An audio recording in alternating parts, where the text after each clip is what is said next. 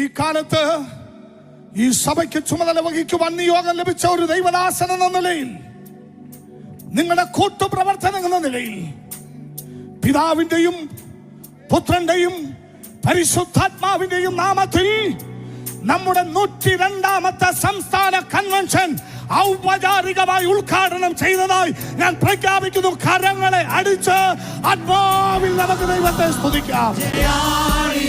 നമ്മൾ ജയാളികൾ, ക്രിസ്തുവിൽ ജയാളികൾ.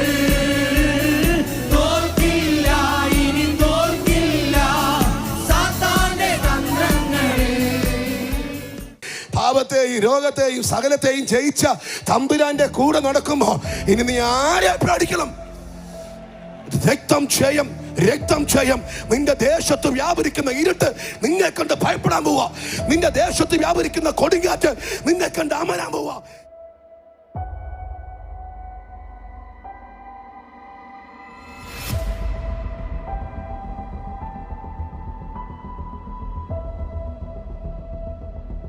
ദൈവസന്നിധി നിൽക്കുമ്പോൾ തേജസ്സേറിയ മുഖം കണ്ട് നാം ദൈവത്തെ ആരാധിക്കുന്ന സമയം യേശു ക്രിസ്തുവിനോട് കൂടെ ചേർന്ന് നാം ചോദിക്കും, ഹേ മരണമേ നിന്റെ ജയം എവിടെ?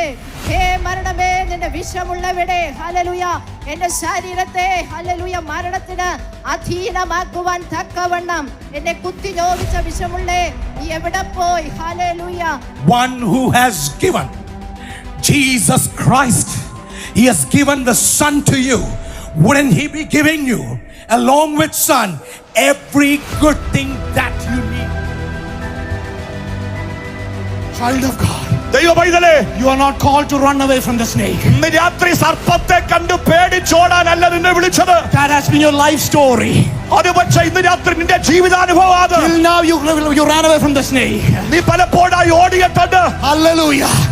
Starting today, my name in your mouth. ദൈവത്തിന്റെ നാമം നിന്റെ നാവിൽ ഉപയോഗിക്കപ്പെടും.